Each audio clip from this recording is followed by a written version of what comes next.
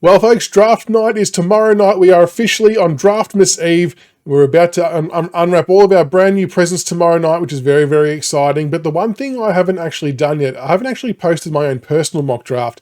Now, this is my first time doing my own individual mock draft, so I'm interested to see how this one is taken by the general public. But with that being said, let's get stuck into Michael's mock draft for 2024. Pick number 1, Richmond are going to take Sam Lawler. It's pretty much all but confirmed.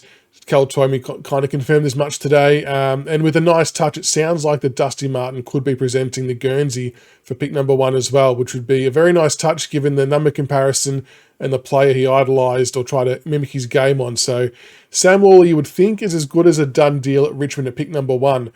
But this is where it starts to get a bit interesting from here on out.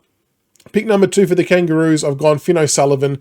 Assuming that no trade happens, I just can't see them reaching for Alex Taru at number 2. As much as they probably need him, I still think there's a bit of an obligation to pick the next best available midfielder, and Finn O'Sullivan probably fits that bill for them. So I have him going to the Roos at number 2. Number 3 for Carlton, I've got Jagger Smith. A lot of love has been shown to Jagger Smith from the Blues in recent times. I think they released an article or a video stating he hadn't really played a bad game all year, which is actually probably true. Like we know, he played VFL for Richmond, averaged about 30 touches. Coates level, averaged some good numbers as well. Finds the ball, he's quick, good in traffic, a very, very solid pickup and pretty much a sure thing. So I've got Jagger Smith heading to the Blues. With pick number 4, I've got Harvey Langford going to the Adelaide Crows. So a bigger body midfielder who can mark overhead, and he's just so damaging when he gets the ball. The pace side of it, I know, is the concern, but honestly, they can train that into him. They can make him a bit quicker than what he is now if they need to. But I just see it as a good replacement for Crouch. So I've got, Langford going to the Crows at 4. Pick number 5 for Melbourne, I've got them taking Alex Taru. Now, I don't know if many have had Taru linked to the Ds at 5. My rationale is that Stephen May is, I think he's 32 now, maybe turning 33 next year. Jake Lever's on the older side as well. So getting Taru in is actually a good replacement for one of those two players when they hang up the boot. So there's actually time for the Ds to do a nice little transitional period and a bit of development with those two there, because they've been the pillars for the D's defence for the last 5, 6, 7 years. And I just think Taru would be a really nice pick for the Ds to carry the mantle. Pick number 6 for Richmond. This means that Sid Draper would still be available. I love Sid Draper, and I would love for this to unfold. I'm a little bit skeptical if it will pan out this way, I must be honest. But if Sid Draper is on the board at 6, I think we have to take him in a heartbeat. He's very, very good in and around the contest. And the thing that I think he has that the other midfielders don't, I think he's got a bit more dash than what they do. Skill-wise is fine, cracks in hard, but has played against men, so is okay against the bigger physical bodies already. And I think he could have a bit more of an impact straight away than some of the other potential midfielders. So I've got Sid Draper at 6 for Richmond. Pick number 7 for St Kilda, Josh Smiley, a big midfielder who can bash and crash. Overhead marking is probably the one question mark, but they can teach that. That's what all the coaches are there for. But yeah, just another big midfielder to help out the St Kilda midfield brigade. And with their pick number 8, Toby Travalia, running off the half-back line. Ross Lyon does seem to like the half-back types, and I think they have been linked to Travalia a couple of times. So that would be a good 1-2 punch for them to help set up another finals tilt going forward in a couple of years. Pick number 9 for Melbourne, I've got Bo Allen. He's been a little bit of a bolter in recent days. I know that the Tigers have been linked to him as well. But watching his video, he can play off the half-back line or he can play through the middle. Very nice, neat left foot kick. Doesn't mind the hard stuff as well. So I think he would slot in really nicely for any team. And I just think he would be one of the better picks available for the Ds at 9. For pick number 10, Richmond, I've got Xavier Lindsay. I know we've spoken about him before as being probably one of the most well-rounded players in the draft. I think he could come in and play a role early in the season for us, to be honest. And yeah, he does a little bit of everything, and I'm pretty keen for us to try and nab him if he's available. So Xavier Lindsay at pick number 10. For pick number 11 for Richmond, I've gone Jobe Shanahan. I've kind of like him the most as out of the big forward options. I feel like his bash and crash and contested work is a lot better than some of the other players. Still a very good kick for goal. I know there might be people up in arms that why didn't we pick Harry Armstrong? I'm just not personally sold on his contested work, just from what I'd seen. And look, the recruiters will know better than me. I'm not going to doubt them whatsoever. I just feel like Jobe Shanahan is a better build and a better player type for us with how we play football. Pick number 12 for West Coast, we've got Murphy Reid. A bit of a slide here for Murphy Reid, but I feel like his creativity and quick hands is going to be a very good asset for the Eagles to help free up someone like Harley Reid to do the damage with the ball. So you always need, I kind of liken Murphy Reid to a Shane Edwards. And for us, he was that player that would dish the handball out quickly and free up a Dustin Martin to do his thing and damage the opposition. I feel like that Reid could have that connection with Reid, funnily enough. Good synergy there. Pick 13 for Port Adelaide, Harry Armstrong, and it would be probably deemed an absolute steal. But, you know, Harry is, whilst I'm not sold on his contested marking work, he's a seriously good kick for goal. Can kick a long bomb as well, and he's still a good forward. I just think that we may not take him earlier, but I think Port Adelaide would be a good fit for him. Charlie Dixon obviously no longer around. You got Georgiades, who I think is a really good forward too, and they could make an interesting pairing. So Harry Armstrong to the power. Pick number 14 for Freo, Joe Berry. I think almost everybody's linked Joe Berry to the Freo Dockers. Another quality small forward type. And yeah, I think you know what you're getting with Joe Berry. He's one of the best available. He could actually probably maybe get taken slightly high, to be honest. But I just think from other clubs' needs perspective, maybe he won't. But I'd be shocked if he went any later than Fremantle's pick 14 there.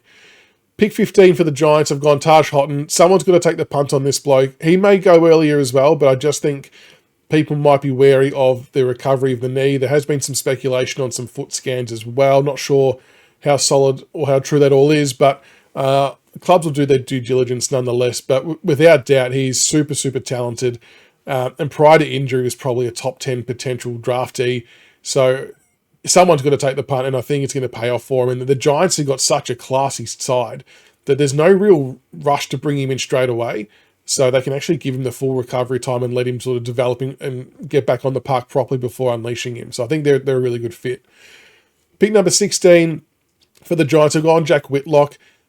Just as forward coverage, because Jesse Hogan, while he did have obviously a very good year this year, he's closer towards the end of his career than the start of his career. And I just think it would be a good little succession plan to have Whitlock developing alongside Hogan. You've got Cadman there as well, Jake Stringer, obviously there too to help with some guidance. But I just think from a developmental point of view and not having to rush him into the side, the Giants could be a really good fit for him. So I've got Jack Whitlock going there. Pick 17 for the Western Bulldogs, I've got Christian Moraes heading to them. A midfielder, he's an accumulator, can hit the scoreboard, and he often finds himself in a lot of time and space. And there's been some comparisons in terms of how he finds time and space, like a Pendlebury. Loves to run and carry as well. So I just think he might be a good fit for the Bulldogs at that pick. Going to the Tigers for pick number 18, I've got Jesse Detoli. I know a lot of people have linked us to Jesse. I actually do have a funny feeling that this pick might be a part of a trade at some point, so I'm not sure if it'll eventuate. But having another small to mid-sized 4 type who can rotate through the midfield as well, doesn't mind winning his own footy, knows where the goals are. He would be a very handy addition to our forward line, no doubt. For pick number 19 for Sydney, we've got Cooper Hines going there, 190 centimetres, midfielder / forward. He's got a fair bit of power, doesn't mind racking up the possessions as well.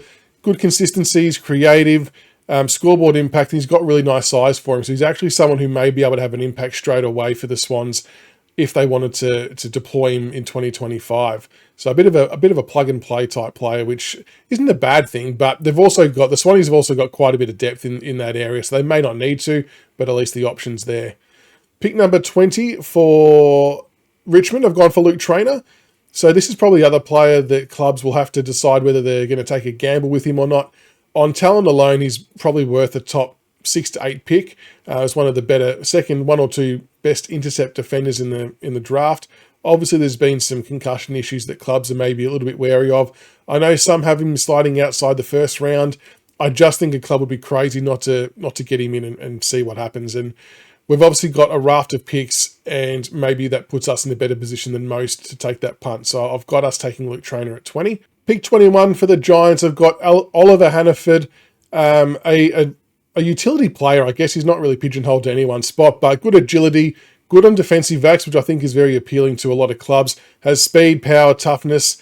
Just has to work on some of the endurance and polish. But he did start off his footy career as a small defender, I believe. And he's been a bit of a bolter in the last month or so. So I feel like he's probably put himself up into round one calculations toward the back end of the round.